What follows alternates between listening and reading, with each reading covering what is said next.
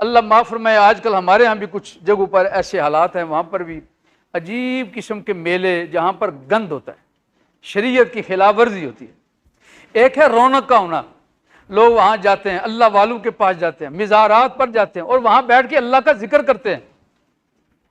वहाँ पर कोई मत की बात होती है, कुरान और हदीस की बात होती है, लोगों की तरबियत का इंतज़ाम होता है, वो तो अलग है। और वो अल्लाह वालों के दरबार जिन्हें अल्लाह वालों के कहते हैं, लेकिन अंदर खाते मामला कोई और है। चरसी लोग बैठे हैं, भंग पीने वाले, घोटी जा रही है और पी रहे हैं, वहां पर रक्स हो रहे हैं, ढोल नाच गाने, जो गंद बला है वहां पर। अब देखो कुकड़ों की लड़ाई, कुत्तों की लड़ाई। वो खुदा के बंदो, अल्लाह वाले लड़ाइयां तो खत्म करने आए थे और तुमने वहां जाके लड़ाइयां शुरू कर दी। वो तो लोगों के दिल दूर हो जाते, लोगों को करीब करने का काम करते थे, और तुमने अब उन्हीं की जगहों को लड़ाइयों का अड्डे बना लिए हैं। खुदा का खौफ करो, डर जो अल्लाह से। रसूलुल्लाह ने जो सोना दीन हमें दिया है, और ये अल्लाह वाले जिस दीन की सारी जिंदगी खिदमत करते रहे, तुमने उनके जगहों को, मिज़ारात को शरीयत की खिलाफ वर्जी का अड्डा बना लिया। क्या तुम्हें डर नहीं लगता? तुम कहते हो कि हम उनको खुश कर रहे हैं। अल्लाह वाले से कोई खुश नहीं होते। अल्लाह वाले अल्लाह का जिक्र सुन के खुश होते हैं, अल्लाह वाले अल्लाह की बात सुन के खुश होते हैं, अल्लाह वाले अल्लाह की तरफ जाने वाली उस रहनुमाई से खुश होते हैं जो तुम उनके दरबारों पर जाके पेश करते हो। मैं आपको एक गुजारिश करूं, हज़रत इब्राहीम अलैहिस्सलाम का जिक्र आया, ये बात शायद रह जाएगी दरमियान में, चलें अगर दोबारा तौफीक मिली तो अर्ज करूंगा ईद वाले दिन। हज़रत इब्राहीम अलैहिस्सलाम का हाल देखिए जरा, और अल्लाह वालों का भी हाल देखो। आपको अल्लाह ताला ने, आपका ये रेवड़ बकरियों का बड़ा मशहूर है, अल्लाह ताला ने आपको बकरियों की इतनी नेमत से नवाजा था कि अनगिनत बकरियां थी आपके पास, लंबी चौड़ी की तार है, आपने कभी तसव्वुर भी नहीं किया होगा। लाखों की तादाद में अज्जड़ आपके पास थे, आप उन्हें चराया करते थे। एक जगह मखसूस थी, वहां जाते, चराते, बैठे रहते और अल्लाह का जिक्र करते रहते। एक दिन आप इसी तरह मसरूफ हैं तो उधर अल्लाह की बारगाह में बाज फरिश्तों ने दरख्वास्त की, मेरे मालिक ये तेरा बंदा है, तुझसे बड़ी मोहब्बत करता है। तुम्हारे हाँ, ये मेरा बंदा मुझसे बहुत मोहब्बत करता है, हम भी इससे मोहब्बत करते हैं। अरे जी मेरे मालिक, ये तुझसे इसलिए मोहब्बत करता है कि तूने इसे बड़ा कुछ दिया है। मालिक ने फरमाया, नहीं मेरे बंदो, ये मुझसे मेरी खुशी के लिए मोहब्बत करता है, ये दुनियावी आसाइश की वजह से नहीं। मेरे मालिक, क्या हम आजमाइश कर लें? फरमाया, जाओ कर लो। जिसकी तरबियत उस्ताद ने की हो ना, और फिर शागिर्द ने भी उस तरबियत को कबूल किया हो, उस्ताद फख्र से कह सकता है, मेरा ये तालिब इल्म जहां खड़ा हो गया वहां डट के पैरा देगा, भागेगा नहीं। उस्ताद भी गवाही देता है। और फिर जिसकी रहनुमाई खुद रब ने फरमाई हो,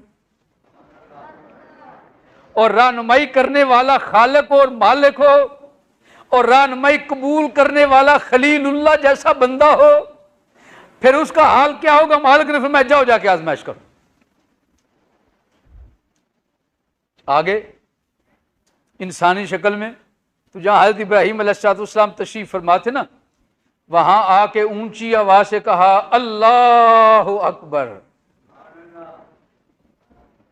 फरिश्ता, पाक जुबान, पाकीज़ा सोच, पाकीज़ा वजूद, पाकीज़ा माहौल, नीयत भी खालिस। और जब इस हाल में अल्लाह को याद किया तो उसका असर तो है। और फिर सुनने वाले हज़रत इब्राहीम अलैहिस्सलाम, आप उस आवाज के पीछे दौड़ लगा दी, भागते गए, देखते गए, चलते गए, कहां है, कहां से आवाज आए, कौन बोलने वाला है। इस वीराने में जब वहां पर पहुंचे तो आगे देखा खूबसूरत इंसान खड़ा है और वह अपने रब को याद कर रहा है।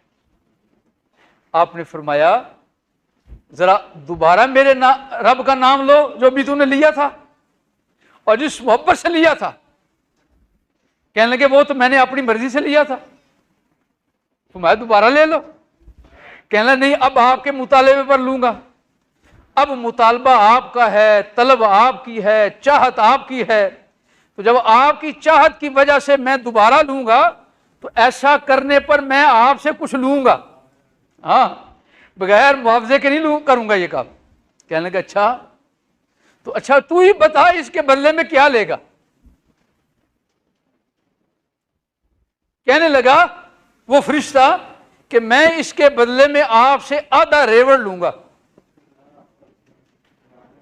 जिस बंदे ने माल डंगल पाला हो ना 10-12 हो, उससे बोलो 5-7 मुझे दे दो, उसके कलेजे को हाथ पड़ता है। वो कहता है मैं तुझे दूध नहीं देता मुफ्त, तू कहता पूरा जानवर ले जाओ, जा जाके काम कर, मुझे पता है मैंने कब अल्लाह की राह में देना है। आपने फरमाया अच्छा, तो अगर तुझे आधा रेवड़ में दे दूं तो मेरे रब का नाम लेगा। कहने लगा हाँ लेता हूं। फरमाया आधा रेवड़ तेरा, मैं तेरे सुपुर्द करता हूं, अब तू मेरे रब का नाम ले। कहने लगा ले सुनो, फिर ऊंची आवाज से जोक शौक से बोले अल्लाहु अकबर। आप भी बोलो नारे तकबीर।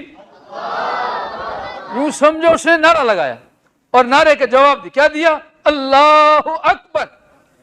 जब ये नारा बुलंद किया, हज़रत इब्राहीम अलैहिस्सलाम एक अजीब मस्ती तारी होगी, खुश हो गए। आपने फरमाया दोबारा नाम ले मेरे मालिक का, मुझे बड़ा लुत्फ आया है। कहने लगा ऐसे नहीं लूंगा, अब बाकी का जो रेवड़ ले गया वो भी लूंगा। आपने फरमाया वो भी ले ले, पर मेरे मालिक का नाम लेता जा। सुभान अल्लाह। फिर नाम लिया अल्लाहु अकबर। हज़रत इब्राहीम अलैहिस्सलाम की आंखों में आंसू हैं। फिर फरमाया मेरे रब का नाम ले। कहने लगा आपके पास देने के लिए भी कुछ नहीं है, अब मैं किस के बदले में अल्लाह का नाम लूं। हज़रत इब्राहीम अलैहिस्सलाम ने बड़ी मोहब्बत के साथ फरमाने लगे और तुझे इन बकरियों को चारने वाला भी तो साथ चाहिए होगा ना, खाली बकरियों को तूने क्या करना है। कहा हाँ बात तो ठीक है, कहा बस इतना काम है, तू रब का नाम लेते रहना, मैं तेरी बकरियों को चराता रहूंगा। ये है अल्लाह वालों का हाल। वो चाहे जमीन पर हो तब भी अल्लाह से मोहब्बत, और अगर जमीन में कब्र में चले जाएं तब भी उन्हें अल्लाह से मोहब्बत है। खुदा का खौफ करो, उनकी जगहों को, मिज़ारात को, कब्रों को ढोल ढमक्के से आबाद ना करो, उनके मिज़ारात को अल्लाह उसके जरूर के जिक्र से आबाद करो। इन मेले ठेलों से जहां गंद बला करते हो अल्लाह का खौफ करो, तौबा करो, वहां जाके ये गंद बला न किया करो। अल्लाह तुम्हें माफ फरमाए। अच्छा